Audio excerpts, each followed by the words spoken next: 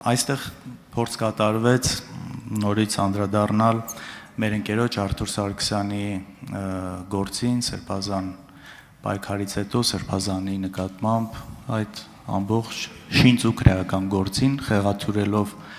փաստերը, փաստական հանգամանքները, ես ուղղակի ուզում եմ հիշեցնել նախորդ տարի, երբ որ գլխավոր դատախազը այստեղ եկավ, ուզում եմ հիշեցնել ու սրանով ցույց տալ նաև աբսուրդը գործի,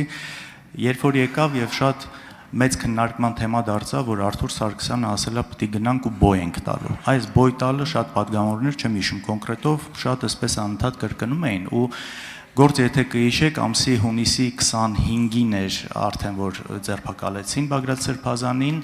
ու այդ դրվագը կոնկրետ վերաբերում էր մի ցույցի, որը պետք է լիներ հունիսի 20-ին, որը չի եղել։ Այսինքն այդ մի բանը, որ խոսացվել է, բայց արդեն հետո, երբ որ այդ սաղ process-ները եղել է, դա պարզվել է, որ չի եղել։ Իրանք ցույց չեն արել, բնականաբար ոչ էլ բոյ են տվել ու բոլորս էր հասկանում ենք բոյ տալը ինչ կոնտեքստում է ասվում, դա բառացի չի։ Բայց այսպես պրիմիտիվ ձևով մարդկանց մոլորեցնելու համար այս ամեն ինչը օգտագործվել է։ Հիմա ասում եմ, փաստացի դա արդեն չէր եղել այդ գործողությունը։ Նույն ձև շատ են ձայնագրություններ, որ այստեղ մեջ բերվում է, հետո շարունակությունը ինչ որ ձայնագրություններ կա, որտեղ հենց իրենք խոսացողները դա հերքում են, որովհետև տարբեր առաջարկներ կարող լինեն, տարբեր մոտեցումներ կարող են լինել։ Հետո երբ որ դա հերկվում է, այսա չեն դնում, այսա է մանիպուլյացիան, երբ որ իրանց ուզած կտորն են դնում, իսկ մյուս շարունակությունը, որ դա հերկվում է, չի դրվում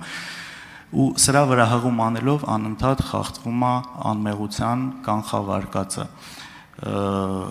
Այս մասով ինչպես եք տեսնում Տիկին Գալստյան այս անմեղության կանխավարկածը քաղաքական նպատակներով օգտագործելու համար անընդհատ խախտում է։ Պարոն Քոչարյան, ձեր բոլոր հաստատումները կիսում են եւ դրանք մեր մտահոգություններն են եւ ինչպես նկատեցիք իմ ելույթում այսպես սահմանադրական եւ սահմանադրության մեջ ամրագրված քաղաքական իրավունքներին էի փորձում անդրադառնալ եւ հատկապես այսօր Հայաստանում անմեղության կանխավարկածի, այսպես ասած, անխնամ ոտնատակ տալու հանգամանքով։ Դուք նույնիսկ այս անցնող ժամանակաշրջանում անմեղության կանխավարկածի, այսպես շատ թեթև իրավական մի քանի օրինակներ ասացիք, բայց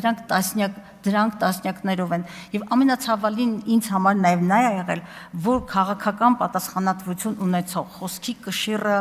բնականորեն գիտակցող մարդիկ, որոնք ազգային ժողովի падգամավորներ են, հնչեցրել են այս կարևոր ամբիոնից։ Եվ արդյունքում, գիտեք, ես սրա անունը կդնեի հանրության թունավորում։ Թունավորել, հրեշայնացնել մարդկանց,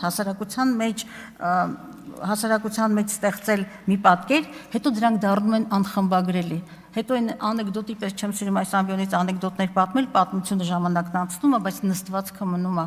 Եվ մարդը նորից եմ գալիս այն հանգամանքին, որ մարդու արժանապատվությունն է գերագույն արժեքը։ Մենք պիտի կարողանանք այնպիսի երկիր ստեղծել, որը ցավոք սրտի դեռ մեզ չի հաջողվել, որ մարդու արժանապատվությունը այդպես ոտնատակ չարվի։ Եվ օրինակ չեմ կարող չհիշել Գագիկ Ծառուկյանի դեպքը 4-ից ավելի ժամ իրեն իր բնակարանում լինելուց հետո այդ ոնց որ պատվիրված վրեժխնդրություն, այդ անպայման պիտի 70 տարեկան ծավալուն մարդուն պիտի գետին գցեիք, պատկերստանայիք, որ ինչ։ Նույնը վերաբերում է շատ շատերին, չի կարելի այդպես ոտնատակ տանել մարդու արժանապատվությունը, հետո զարմանալ կամ հանձնաժողովներ ստեղծել Հայաստանում բռնության վերացման, երեխաների իրավունքների եւ այլն։ Մեր հասարակությանը մենք նաեւ հիվանդացրել ենք, նաեւ հենց այս պատճառով, որ օրենքներ, իրավունքներ, որոնք ամրագրված են սահմանադրության մեջ եւ այլուր, մնացել են թղթի վրա։ Դե ֆակտո եւ դե յուրե իրականությունների խզումը պետք է մոտեցնել։ Եվ այսօր, գիտեք, քիչ առաջ էլ պարոն Ալեքսանյան, Բագրատ Սրբազանի կոնտեքստում բաներ եք ասում, չհիմնավորված։ Ես ուղղակի շատ մեղմ եւ համեստ բառապաշարով եմ ասում, չի կարելի, որովհետեւ նաեւ չգիտակցել հայ առաքելական եկեղեցու բացառիկությունը սահմանադրությամբ ամրագրված նրա լիազորությունների իրավունքների պետության կողմից ճանաչումը եւ աշխարհում այդքան էլ շատ չեն այն երկրները, ովքեր բերել են եւ սահմանադրության ամրագրում են դարձրել իրենց ազգային եկեղեցին, ընդ որում հայ առաքելական եկեղեցին հենց հատկապես ազգային եկեղեցի է։ Դուք թույլատնելով եկեղեցու հիմքերը խաթարում եք մեր պետականության հիմքերը։ Ես զարմանում եմ այդ գիտակցումի բացակայությունից, իսկապես զարմանում եմ, եւ այո, անմեղության կանխավարկածը ամենակարևոր իրավունքներից մեկն է, որը առատորեն մեր երկրում ոտնահարվել է։ Արձագանք։ Տեսեք, աբսուրդը նաև ասել է նրան, որ քիչ առաջ այստեղից փոխնախագահի աթոռը զբաղեցնող մարդը Սրբազանի շինծու գործը համեմատում է Ուսամա Բեն Լադենի հետ։ Ախր իմիջիայլոց Ուսամա Բեն Լադենի ահաբեկչությունից զոհվել են գրեթե 3000 մարդ, իսկ քաղաքացիական պայմանագրի իշխանության վարած քաղաքականության արդյունքում զոհվել է դրանից մոտ 2000 ավել մարդ։ Ուսամա Բեն Լադենին սպանել են ու շպրտել են մի տեղ օվկիանոսում առանց գերեզման թողնելով։